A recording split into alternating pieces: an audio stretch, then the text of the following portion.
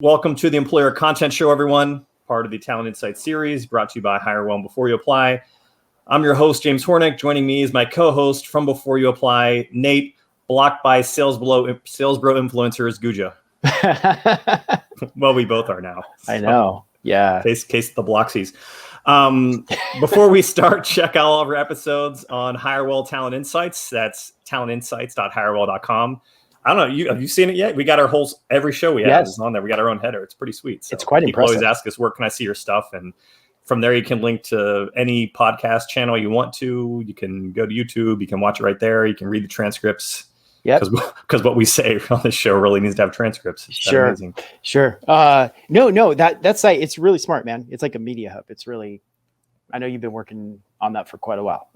Always takes longer than you think. So, yeah, it looks great. All right.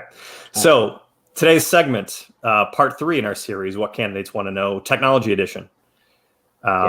This is, I think, so we decided 10 minutes ago before we started, we're going to do at least one more of these, and that'll actually be on recruiting recruiters. So it'll be a recruiting edition and what recruiters want to know. Because that's a super competitive space, especially right now.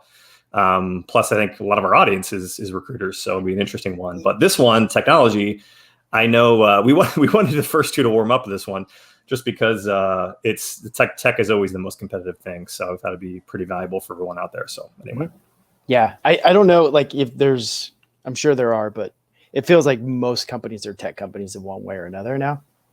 Yeah, and that everybody's recruiting engineers, and most people struggle to recruit engineers. So hopefully this is helpful. All right. So as a recap, if this is your first time watching the show, the whole point of this is we have our methodology, our thought process here. We're doing this all for free out of the goodness of our hearts, also because we think it's great content. Take everything that people, in this case, engineers, want to know before they apply somewhere, or questions they ask during the interview process, or the things they want to know while they're making a decision. It's all the same thing. But what's really pressing on people's minds, and we've noticed that this stuff tends to get gated. For some reason, companies don't lead with it when they should, which is what we're saying. If you take all the things that people really want to know about your company, figure out what those things are, put them at the beginning of your interview process, meaning your recruiter's outreach or your social media or your blog or your podcast, whatever you do, like any format, your job ads. This is the stuff you should be actually talking about, because this is stuff that people actually want to know. And the way we went about this is we have a bunch of anonymous surveys. So we have been doing surveys for each skill set on this. So we have a bunch of responses today that we basically combined to try to get like what the trends were. And then Nate, I think you had some one-on-one conversations as well too. There was 1 or 2 people I was kind of trading messages with on this kind of stuff. So there's a lot of interest in it. And it's interesting because you see trends emerge, and I think from the first 2 shows, we both learned things we didn't know. The first 2 shows were on sales people, and then the second one was marketing people. And I can say this honestly, there was things that people wanted to know that didn't strike me as something that would necessarily be something you lead with. And that's just, we all make our own assumptions as people, so I think if you're in HR recruiting, this is an opportunity for you to, stop making assumptions and actually to get some feedback. So I recommend you do your own surveys, or you can just use our information here. So feel free to play this back later. Anyways, let's get going. Yep. Number 1, as always, and this is a joke, and it will always be the number 1 thing that people want to know: salary. Like every single person wants to know what the salary is. So, yep. And I realize this is funny too, because we don't even need to harp on this one. It's so comical. That's the number 1 response by everybody. But yet, and I can say that we're probably guilty of this too. We need to either talk about why companies should include salaries like in their job postings, or maybe an explanation of why they don't. But that's for another episode another time. Okay. That's fair. Regardless, you want to get salary information out to people. They want to hear it, is the long story short. So you do you, but. Yeah, it shouldn't be as controversial as it is. Yeah. But it is. Yeah, I agree. We should talk about it, because I'm really curious about your thoughts. But I actually think it's a more complex topic than, hey, just like post the salaries. So I think there's more layers to this, but this is another conversation entirely. But this is an informational episode. People want to know salary info. Anyway, let's move on.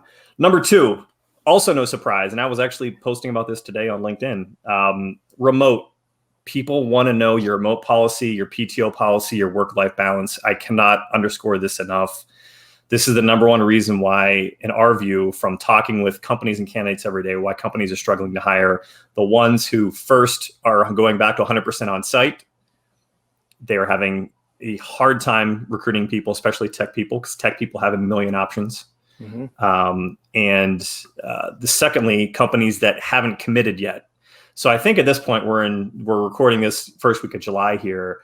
I do think that most companies have started to announce, hey, we're doing a flex policy or whatever it is. But the ones out there who still haven't, you're doing yourself a major disservice, because when you can't say what your policy is, everyone just assumes you're going back on site because no one wants to do it. So, and I'm not advocating 100% remote, but I will, just from every survey we've done, everything I've read out there, most people want some sort of flex 2-3 days a week. And if you want to hire developers, there's a million other companies out there doing it. So it's something you really think about. So, yeah, but no, you had a really good idea. I think you posted about it recently too, about like using, help me out, because you'll know how to position it. But it was like using your clarity on this topic. Like if you're a company, like you're 100% remote, or you have it figured out, whatever, like using that as part of your branding as a way to like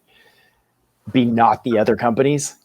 Oh yeah. I mean, not going on a self-promotion tangent, but we just to see what would happen, because in our industry, and let's pivot off developers, the point of the show, for a second. There's our industry, all the bigs are going back, all the biggest places are going back to like 100% remote, Yeah. So we just started making a few posts like, hey, we're not going back to 100% remote. In fact, if your company's doing that, they suck, come like, just reach out. It was really kind of like trying to be funny, you know what I mean? But like 2 sentences, we got flooded. Like a lot of people reached out, and it's the same thing. Like I can tell you for sure, talking to people who are currently in their jobs in tech and everywhere else, that there are people who are being told they have to go back in the fall or whatever it is, and they're making their plans to leave. So, companies I don't think companies are prepared for the amount of turnover they're going to have, just because people aren't going to jump until they have to. But if you can lean into the fact that, side note, lean in was, I guess, one of those phrases that's getting overused. So I need to stop using it. But if you can really accentuate the fact that you are allowing remote flexibility, and put that up front, you will get more traction. Or at the very least, you won't, I think the other filter you need to think about this with developers, and this is the one thing that's different about developers than marketers or sales or any other people, is they have the most opportunities, and they have more opportunities than they possibly have time to actually pursue. Yeah. So when they're looking at this, when their emails getting flooded and there's 10 companies reaching out to them, they're looking at who says they're doing a remote work first. Right. Yeah. So you might be doing remote work, but if you're not saying it, you're down the list just based on that. And I think that's really kind of the point of this whole conversation too, is that like, these are the things you need to put up front, because there are other companies out there doing it. And, a dev or a DevOps person, they don't have all the time in the world to interview and give everyone a fair shot. You need to make sure your communication up front is getting this out. So anyways. Yep. All right, let's get further into this. So those are the top 2 things, which were not a surprise whatsoever. The more interesting things, in my view, just because they're a little different, start coming out a little further down here. Interview process. And I think this is also extension of what I just said. So developers have so many opportunities in front of them that they want to know how much time has to be put into it. And they want to know if companies really have an interview process set out. If you can conceptualize people who maybe don't have as many opportunities, they're going to be less choosy, right? But developers have all the opportunities in the world. Yep. And they want to know what the interview process is, how long it is, who they're going to talk to, just to know that it's partially knowing that you have it all together, but sometimes they can sniff out the companies really don't know what they're doing or why they're hiring, which is what they want to avoid. Like, I think everyone's been in an interview process for a position where a company doesn't necessarily know what they need to hire for or why. They just kind of have a vague notion they need some developers. And that usually starts to come out when people don't have a clear articulated process. So, yeah. Can we pause on this one real quick? There's a couple of things that I'm like, this is like this idea of just like providing clarity, it goes a long way. So I'm thinking about like, okay, taking the interview process, turning it into a piece of content, right? Like it's so simple. It's like, it's probably one of the simplest things, as long as you have your process figured out, right? Step one. But let's just say you do. There are some companies who've done a really good job of this, and it's a simple blog post. It's a Google Doc. It's something shareable. It's something that can live on your career site. So any candidate can just look at it and go, okay, this is what is expected of me, and this is what I can expect from the company. This is how long it should take. These are the people that I will be talking to. This whole thing, it alleviates anxiety. It manages expectations, puts everybody on the same page. Everybody can be prepared. It's like, it just seems so simple, yet not that many companies do it. And I don't know why. I also think that part of it, if for some reason you have a lot of steps in your interview process, or if you have a coding test, or you have anything that is like outside the norm, like you should probably try to get ahead of that sooner than later and let people know that there's something like that coming, because the last thing you want to do is start like having lots of conversations only to find out that this person isn't going to do this 3-hour kind of coding test or whatever it is you want them to do, So the less it's also beneficial from your standpoint, just to make sure you're aligned up front, because there are certain people that will and won't do certain aspects of your interview process if they're lengthy. And I'm not even trying to convince you that like you should make things as short as possible. You know what I mean?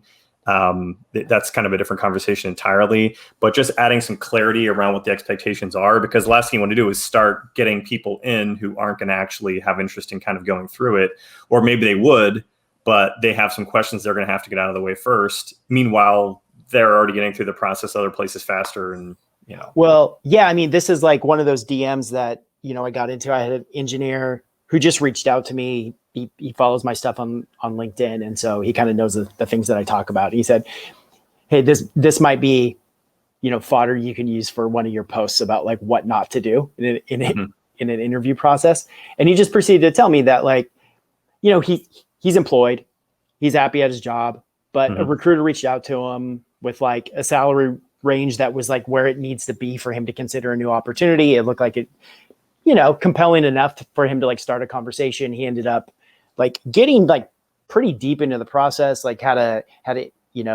call with a recruiter.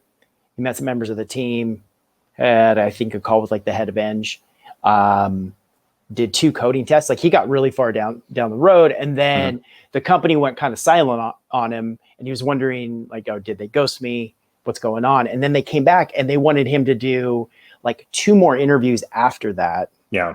And at that point, he had been in this process for so long and had done like more than probably even like what is expected of him in like other interview processes. And he just like opted himself out, even though like the salary was where it needed to be and all this stuff. He's just like, it's just a waste of my time. Just look at how much time did both sides waste on that, that's seriously. The other thing. But I'm glad you mentioned that too, because there was one person at one of the responses specifically of this area was about like that anxiety piece, like there was one person that mentions like they get nervous during interviews, they get hung up, when they don't hear back something right away, they start to think things went south.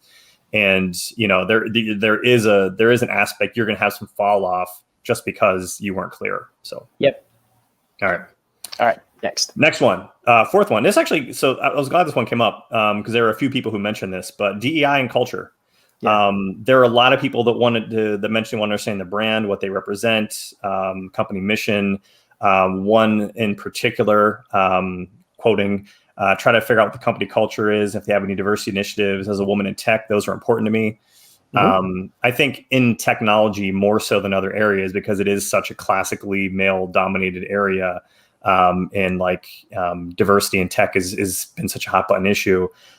It's really important to get that up front too, because again, you have to remember that developers of all kinds, all types of people, like they have the most opportunities and they're going to be the most selective up front before they even decide to kind of move forward with stuff. And if they can see that you have, if there are good stories you can tell about the positive things you've done in terms of your DEI work and your inclusion and whatnot, that's something that you should definitely accentuate, because those are the people you want, when they're going to click the apply button and they're only going to do so many, you want to make sure you're in that.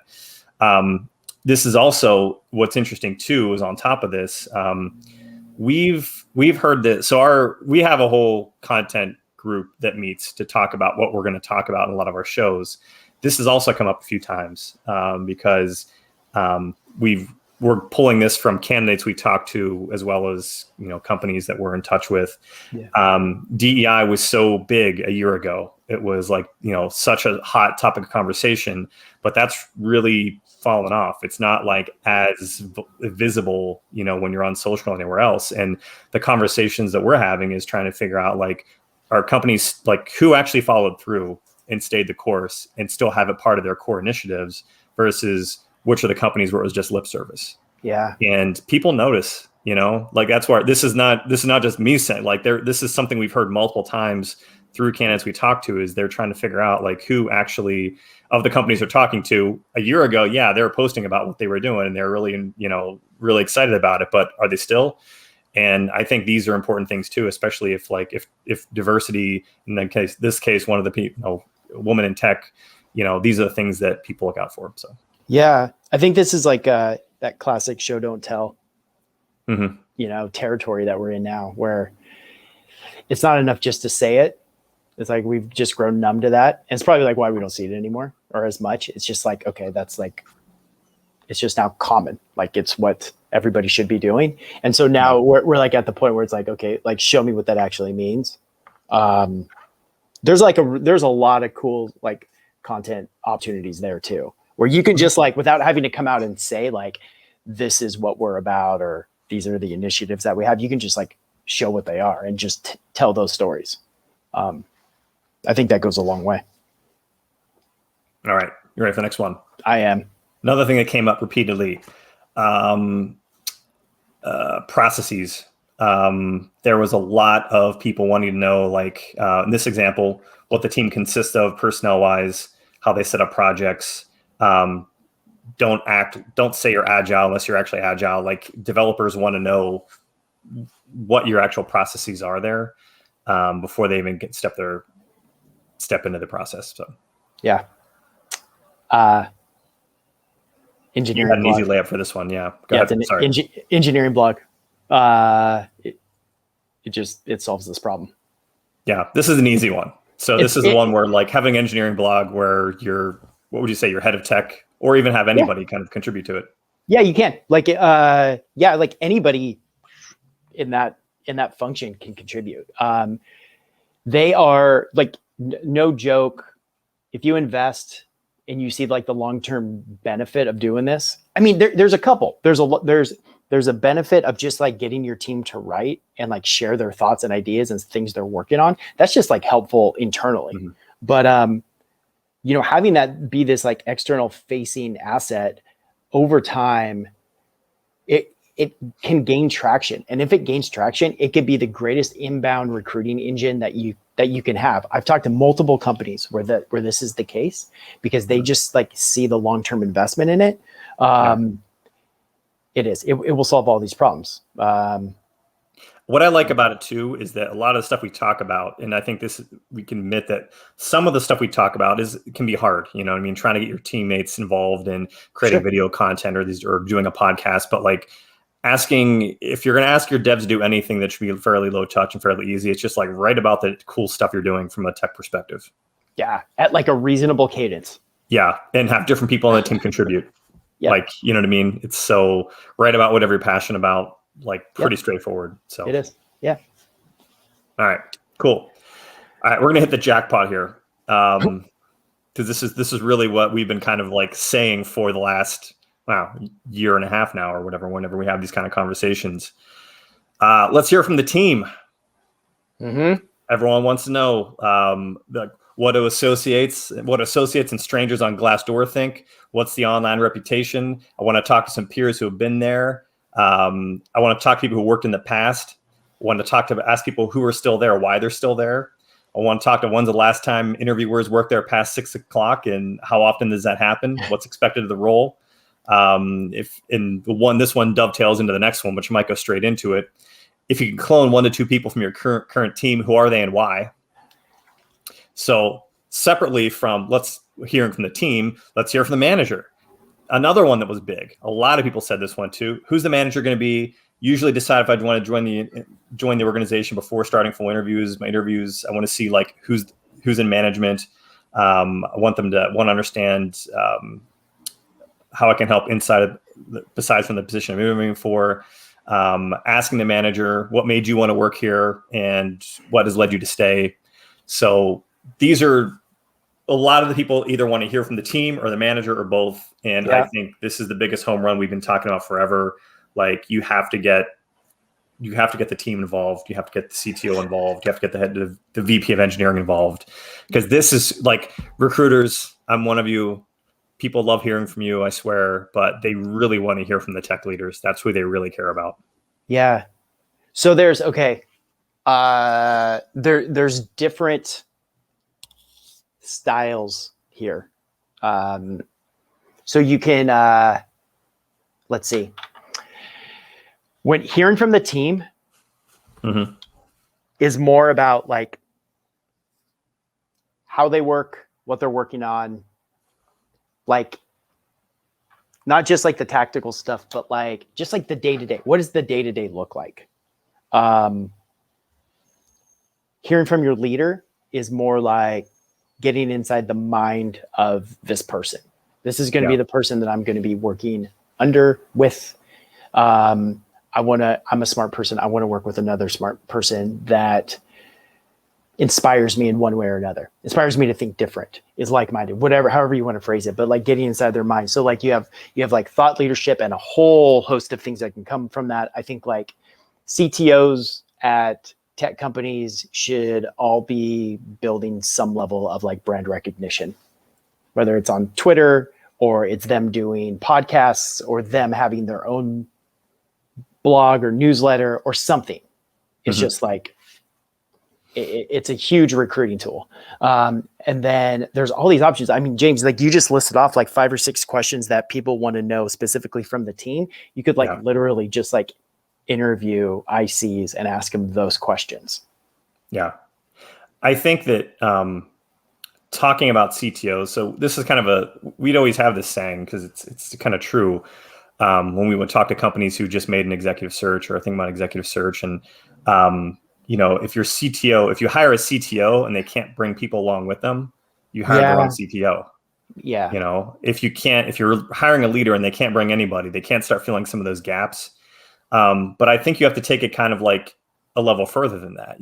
Like you and I have said, I think you mentioned in a show previously that like sales leaders think their job is driving revenue, but really it's hiring the people they need to do that. Right. And I think it's kind of the same. You can say the same thing for tech. I think that tech, this is the highest compliment.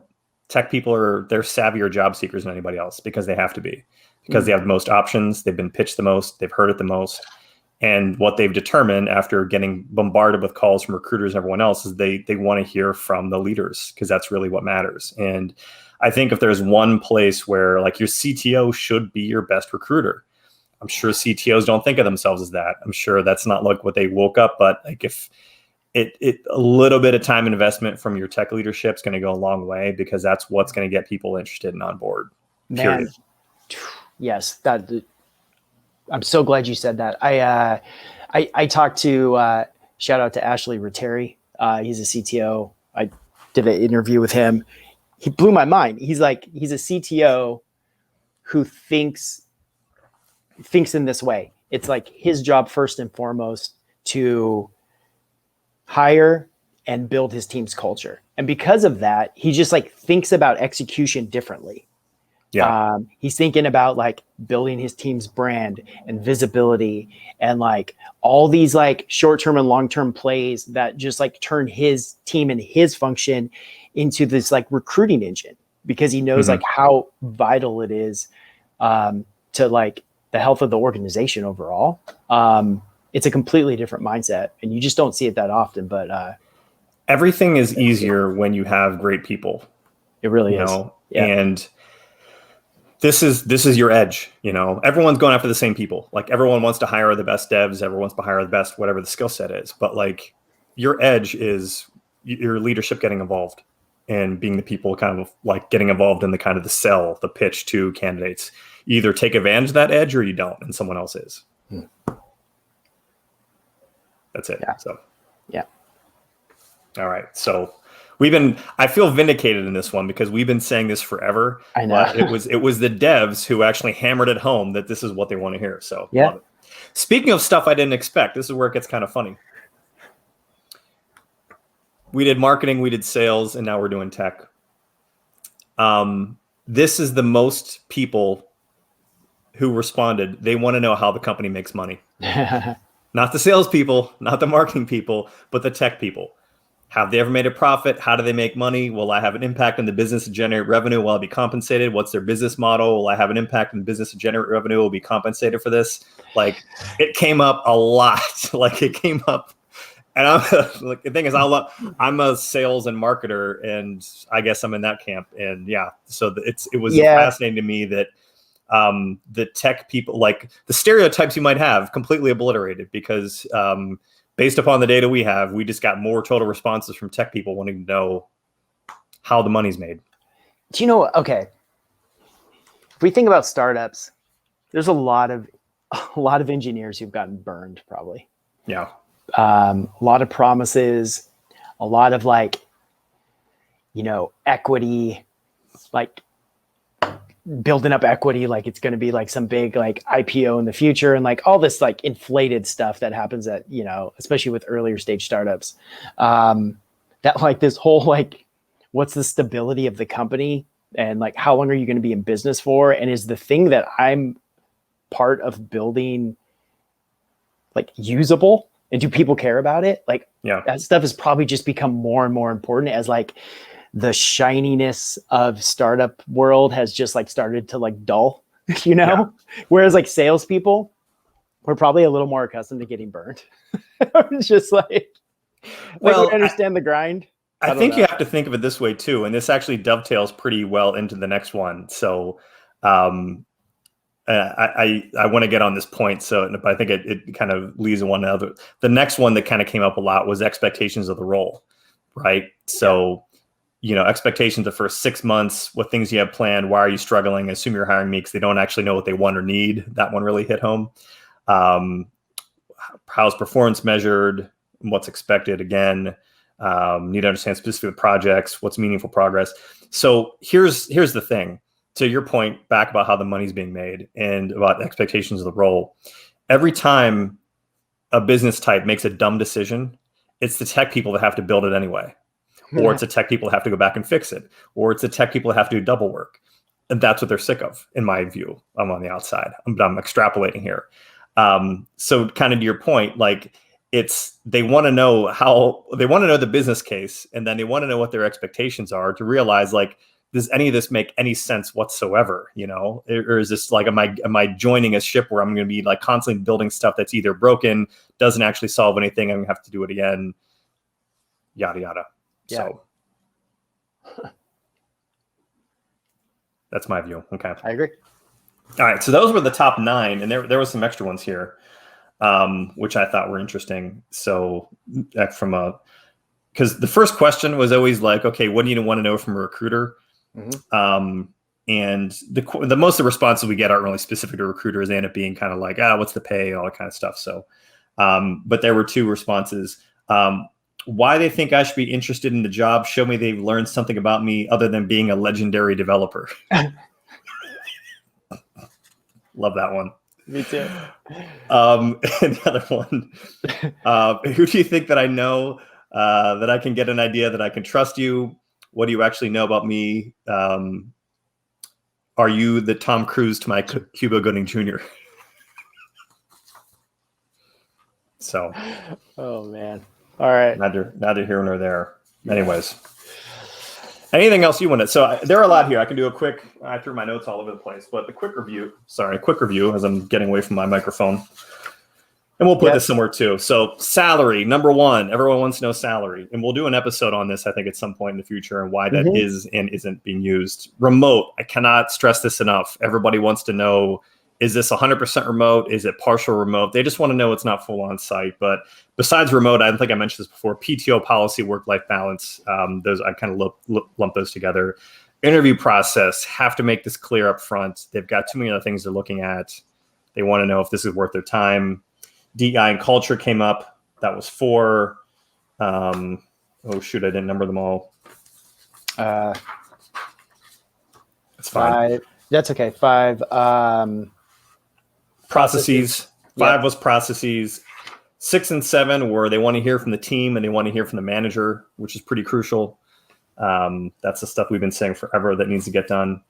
How do they make money? What are the expectations of the role? That's it.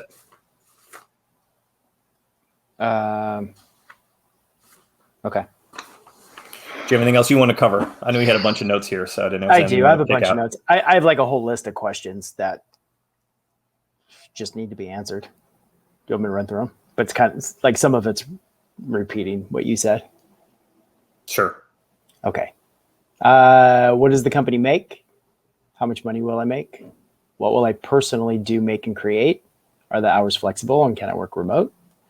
How many people are on the team that I'll be joining? Like literally the number of how many people are on the team. Who will I report to? That surprisingly, like if you just do some research and like you look at job descriptions or like anything related to a role, it's really hard to find the person that you would be reporting to. That always drives me crazy. So you Yeah. can't I mean, even I do see any, job like- descriptions all the time and like, yeah. Yeah. Because you I can't do any get that research. question a lot. Yeah. Right. Like you can't like go look up that person. What's the team culture like? This is an important one. It's not, is the team I'm joining respected by leadership? When it comes to engineering, it's kind of a given, especially if they're a tech company that they are, but in other functions, not as much. Is there someone I can talk to before I apply? Again, like, can I have like a conversation without having to apply? Like, is that an option? Couple other ones that came up more recently too, like in conversations, is there creative runway? Like, am I just going to be like put in a box and like told to like do this like one thing, or is there like freedom and flexibility when it comes to creativity and input and things like that? And like growth opportunities, which has been consistent with like sales and marketing too, but just growth opportunities, even for like the most senior people. Is there the ability to grow and mentor and like move into like this next phase of my career? Super important. All right. All right, We'll man. list these out. You'll at some point you will copy and paste this, put it on whenever we share the whole episode. Oh, at some And- point, this will be copy and pasted into a post. Yeah, perfect. Guaranteed. Okay. That's Nate Guggia, Guggia. Follow him on LinkedIn. You got anything else? I think that's it for this week. No, we're good. All right, everybody. It's a wrap for the Employer Content Show. Hope this was helpful. Please put into action any way you see fit. If you want to hear more of what Nate and I have to say, you can view all of our episodes on HireWell Talent Insights. That's talentinsights.hirewell.com, where you can also subscribe to the HireWell channel on YouTube and the Talent Insights podcast on Apple, Google, Amazon, and Spotify. Nate, great catching up as always. We're going to do this again in 2 weeks. Next episode will be on what recruiters want to know, which will be fun. So Everyone out there, we will see you soon. Bye.